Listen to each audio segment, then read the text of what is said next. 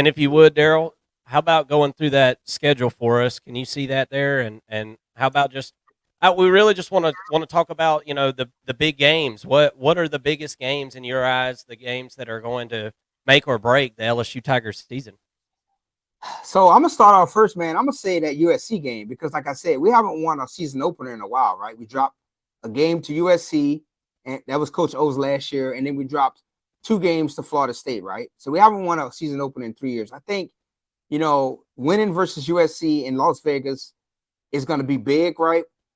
And then honestly, man, I'm gonna say all of the SEC games because there's no more divisions. So, you know, when there was divisions, you had to worry about because LSU was in the West. You had to worry about Alabama, right? Alabama literally determined whether or not LSU was going to be able to go to the SEC championship every year. But honestly, I know the way I'm looking at it is that like you got to beat all of the SEC teams. Like you have to beat the Texas A&Ms. You definitely got to beat Ole Miss. Lane Kiffin is loading up, man. That guy's the transfer portal king. Alabama's Alabama. Oh I know yeah, they lost Nick Saban, but they have really been ramping up the recruiting. Florida's a mixed bag. I don't think Billy Napier is going to be there at the end of the season. And Oklahoma's not a pushover. LSU owns the series. I think like 2-1. But honestly, I'm going to say the first major test is going to be Ole Miss, right? Because Ole Miss has everyone else's defensive players on their team. But yeah. honestly, man, you can't just sleep on any of the SEC teams.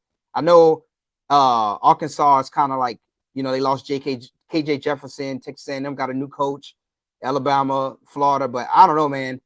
Vanderbilt, right? Vanderbilt is probably a given, but I don't know, man. It's just Yeah.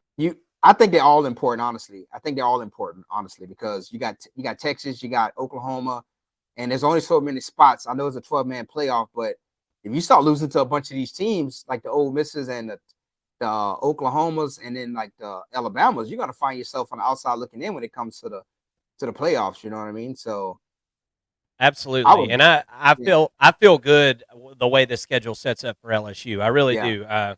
Yeah, there's no back-to-back huge games to me. I mean, yeah, Arkansas is always going to be a big game because, like you said, any SEC opponent is a big game. But we can all agree that Ole Miss, Arkansas, Texas A&M, there's one that's different than the other two, yeah, and yeah, I think it sets up perfectly for you guys. And I like that matchup with Oklahoma at the end of the year. I think that's an awesome matchup. With that yeah. over under set at 9.5 wins, what as of right now, we're not going to hold you to it, Darrell, because it is the springtime after all. I mean, we don't know what's going to happen. But if you had to take a make a bet on it right now, do you like the over or under that 9.5 win total for the year?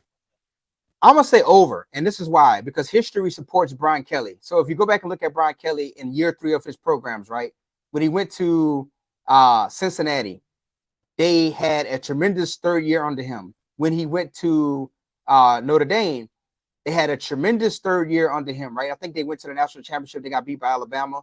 And then this is year 3 at LSU. LSU's had 2 10-win seasons under Brian Kelly. There's no 10 wins is not it's not enough. Honestly, man, it's not enough because this is his third year. Nick Saban has retired, right? So you got one less villain to because we don't know what Kalen DeBoer is going to be. We see what Kalen DeBoer was at Washington, but we don't know what he's going to be in the SEC. Honestly, man, I'm saying over 9 wins. Like they have to get over 10. They got to get 11 plus wins and plus and to get into the playoffs and make a deep run into the playoffs because you had 2 10-win seasons under him so far. You can't have anything under 10 wins because that's going to be looked at as a massive failure. And you just got to have you got to make it to the playoffs. I would love for LSU to win a national championship. And I know the LSU fans are going to attack me, fellow fans, because we're a very toxic fan base. But we definitely got to make a playoff run. We got to make a playoff run. I would love for us to win a national championship. And I'm rooting for us to win a national championship. And I think Brian Kelly's going to get his first, Division I national championship at LSU. But I'm saying we got to make it to the playoffs. It's 12 teams. We got to be one of those 12 teams. Anything else is going to be looked upon to me as a failure. I was just going to say, I think that's totally fair. Yeah, Everybody knows the talent acquisition that goes on at LSU, the talent that's right there in your own backyard. At yep. times, as a Georgia fan, I've beat my head up against the wall, wishing that there was something we could have done to get so and so out of Louisiana, and it never seems to work out. Although we do have an ETN playing on our team now. Um, Yeah. Darrell, I want to thank you again for coming on the First and Long College Football Show. We're going to have you on again later this season. Tell everybody what your channel is one more time, and we'll try to send some viewers over that way, man. All right. So I appreciate y'all allowing me to come on y'all platform. Anytime y'all want to come on mine, I'm more than open, right? But my channel is called Between the Numbers. So it's just at Between the Numbers on YouTube. And I try to stay consistent and drop a video every day, but sometimes it get real crazy. But I know I talk a lot about SEC football, but I like college football in general. So if anyone is if you're not a fan of SEC football, you still can come there and leave a comment in the comment section, and I'll go back and forth with you and talk college football. I just ask that you be respectful, because I know we're all passionate about our teams, but it's no need for people to be kind of, disrespectful in the comments, especially CJ Daniels family. Hey, the internet's a wild, wild west these days, Yeah, brother. man. Thank you so much for coming Yep. on the show. We appreciate it, and best of luck to those Tigers, and we'll talk to you real soon.